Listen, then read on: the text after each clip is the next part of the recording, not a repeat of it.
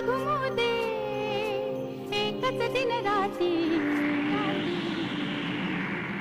मी मराठी, मी मराठी, मी मराठी, मी मराठी, मी मराठी, मी मराठी, मराठी, मी मराठी.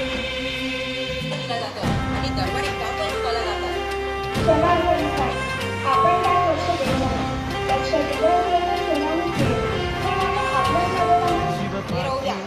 तलवार तळपली महाराष्ट्र अस्मिता फडकली. तलवार तळपली महाराष्ट्र दाजींना अस्मिता सांगावा फडकली. सुनावे मी केवळ काळीने आपली जीवन केले वैभवशाली. ऋषिमुनी अंथरूण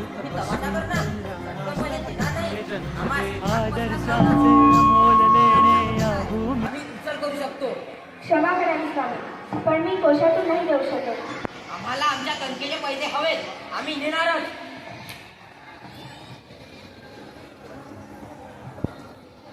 काय आहे खंडेराव अहिल्याने तुमचा गुन्हा काय? मी जे काय करावे ते योग्य व दौलतीच्या हिताचेच करावे अशी मामाजींची आज्ञा आहे. आपल्या कंठाचे पैसे रुपये शिल्लक नाही अर्थात आपला सर्वनाश होऊ शकणार नाही. गगोबाच्या दाखल्याची करण्याचा जबाब घेऊन घ्या आणि त्यांना 25 मोहरा दंड या लाडक्या सुनबाईंनी आम्हाला 25 मोहराचा दंड दिलाय. पण तुमचा गुन्हा काय? आम्ही आपल्या घरात चूर आहोत.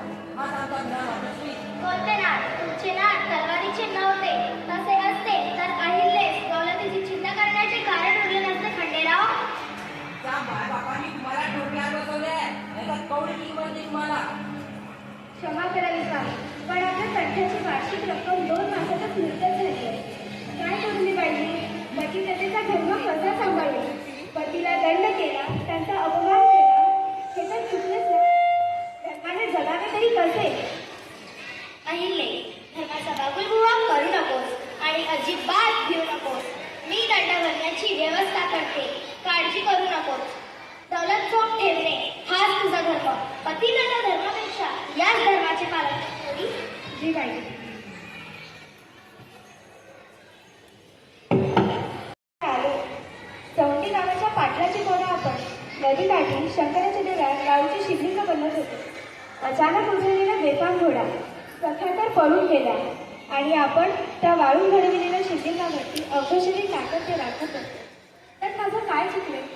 परकराचा काचा मारून ठिकरी खेळता खेळता अचानक राजवाड्यात येऊन पडले. नंतर कळले की ते श्रीमंत बाजीराव पेशवे होते.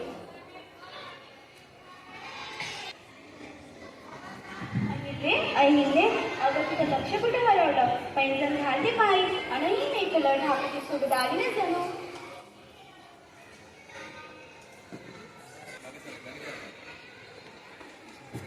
खरंच कुठे हरवली अहिले? अहिले बा आता दाखली सुभेदारी झालीस तू. आम्ही सगळे तुला आहो जावो म्हणून म्हणणे. तर अहिल्याबाई दौलतीचे कागद सिट्टी घेण्यास तू पण संगे यायचं बरं का? बाईजी यांना तयार करा. या पण संगे येतील. हो पण धाकटे सुभेदार आहे कुठे? त्यांना कोणीच कसं हाकाडलं नाही. वरच्या बाळीत झोपले म्हणे. इतकी कशी काय निद्राती? अगं अहिल्ये काळजी करू नको येतील ते.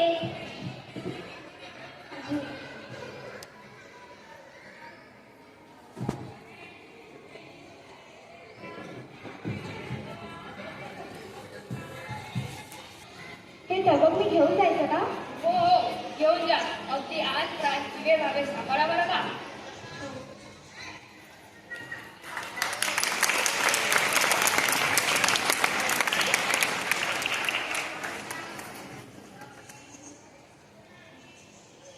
अहिल्याबाई नावाची दीपज्योत प्रत्येक शासकाने आणि मानवाने आपल्या हृदयात तेवत ठेवावी आणि आपले आयुष्य उजळून टाकावे. अहिल्याबाई होळकर.